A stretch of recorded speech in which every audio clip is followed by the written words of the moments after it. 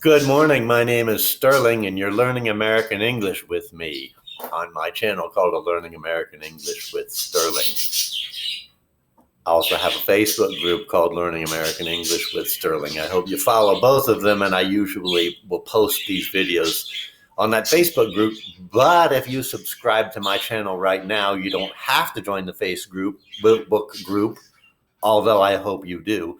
But if you would subscribe to my channel right now, you will get a notification from YouTube each time I publish a new video. I just started giving in-person classes here in Guadalajara in the development where I live. There's a lot of demand for people wanting to improve their English for professional reasons, and they're looking for a qualified native speaker to do that, and that's me. One of the points that is most difficult for many students, even students who feel like they're at an intermediate level, is how to form negative statements and how to form questions in English. I don't know why English is so complex. It's quite easy to make negative statements or ask questions in Spanish. You just say no at the front, or you make the statement sound like a question. Well, it's not so simple in English. We have this thing called an auxiliary verb called do. I can't explain all of this in one video. It's too much, so I'm going to do one thing at a time. But in general, in order to complete this topic of how to make negative statements and how to ask questions, I'm going to have to talk about this auxiliary verb to do. In the present tense, first you have to know how to conjugate to do. What does conjugation mean? That's the form of the verb you use with each pronoun. I do, you do, they do, we do.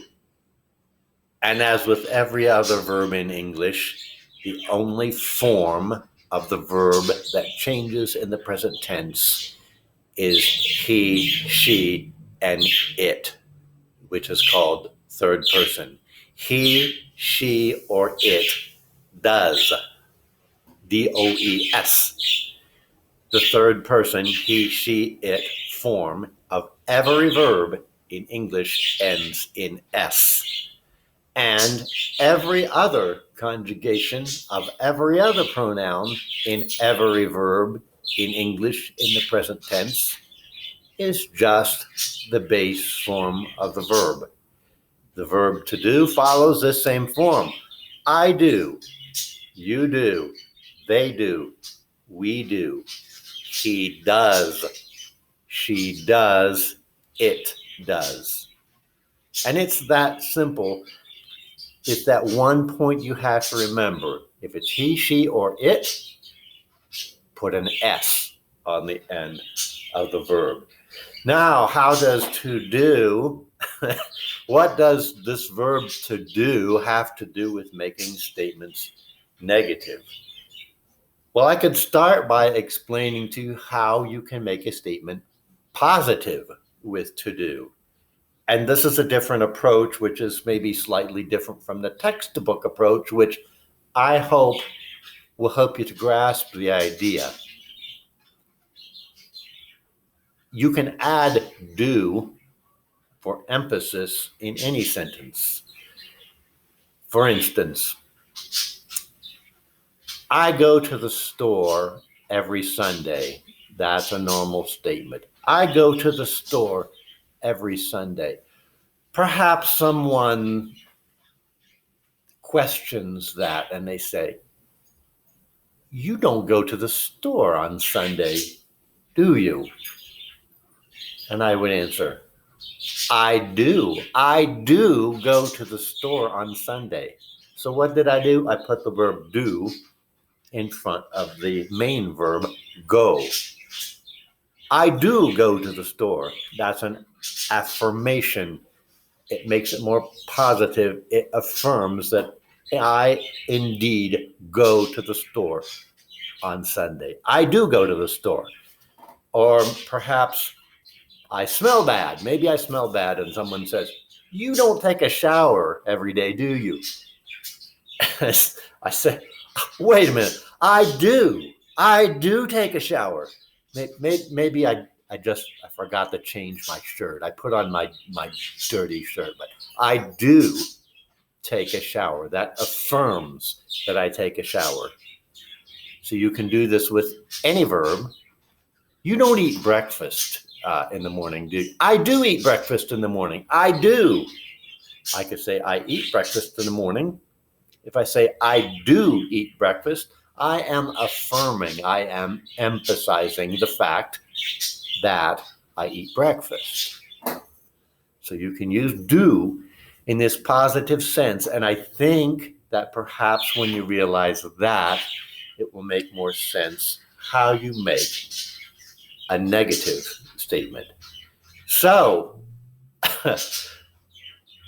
that verb, auxiliary verb to do, applies with almost every verb in the English language except for some very common ones, which I'm not going to address in this video. That has to be a different subject because I'm going to address how you ask questions and make negative statements with the verb to be and with modal auxiliary verbs, which is a different subject. Don't worry about what they are. You're listening to this video. Worry about what those are in another video. But I'm going to explain the verb to be and the modal verbs in a separate video. Right now, that's long enough for this video. In the next video, I'm going to talk about how do you negate this. Well, I do eat breakfast in the morning. I do take a shower every day.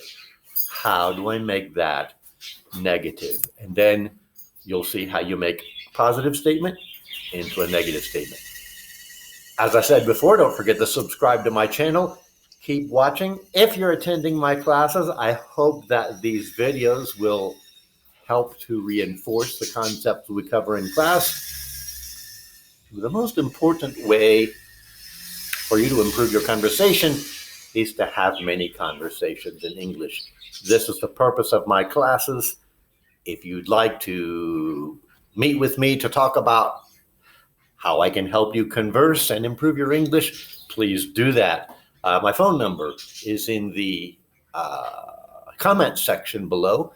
Call me or leave me a message on WhatsApp. I'll see you in the next video where I am going to talk about making a sentence negative. Till next